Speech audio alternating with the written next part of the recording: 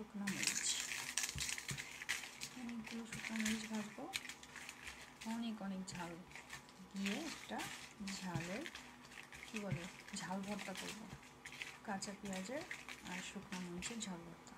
আমি একটা একটা করে দিয়ে ভালো করে মাখাবো, কারণ যাতে মরিচগুলো মানে বেশি বড় বড় সাইজ না থাকে, তাই আমি খুব ভালো করে মাখাবো।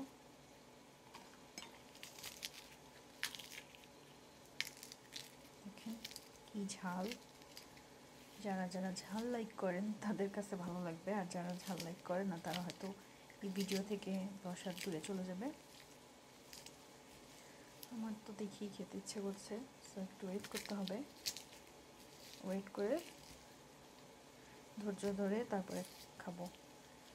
ধৈর্যের ফল মিঠা হয়, সো একটু ধৈর্য ধরি, আস্তে আস্তে করে বানাই ভালোভাবে।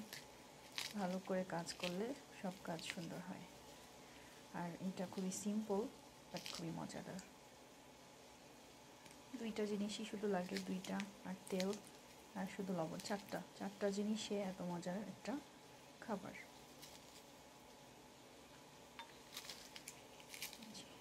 ভালো করে মরিচগুলোকে ভাঙতে হবে, এটার সাথে মিক্স করতে হবে, হাত দিয়ে করতে হবে।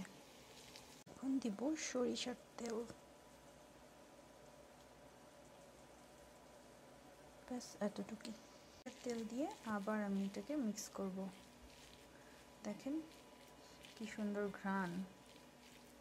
আর এইভাবে এটাকে বলে কাঁচা পেঁয়াজের শুকনো মরিচ ভর্তা। নেক্সট আপনাদেরকে আরেকটা মরিচ ভর্তা দেখাবো, এটা দেখে তো আরও ভয় পেয়ে যাবেন যারা ঝাল ভয় পান। সো এটা খেতে কিন্তু খুবই সুস্বাদু ভাতের সাথে একদম। আমি এখান থেকে নিয়ে যেটা করা যাবে, আলু ভর্তা বানানো যাবে, আবার ওই ভর্তাটাও ভাতের সাথে খাওয়া যাবে। সো আমি এটা অ্যাড করছি আলু ভর্তাতে। হয়ে গেল মজাদার আলু ভর্তা, ঝাল ভর্তাটা দিয়ে আলু ভর্তা হয়ে গেল।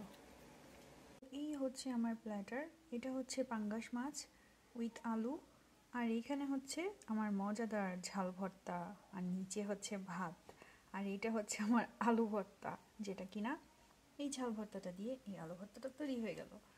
সো এখন আমি খাবো। বিসমিল্লাহির রহমানির রহিম। উফ, দেখেন কীরকম ঝাল।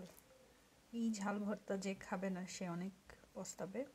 সো অনেক দিন ধরেই আমরা এগুলো খেয়ে আসছি, এই মজাদার ঝাল ভর্তা। যারা যারা খান নাই করে ফেলেন, খুবই ইজি। খুবই টেস্ট। Thanks for watching.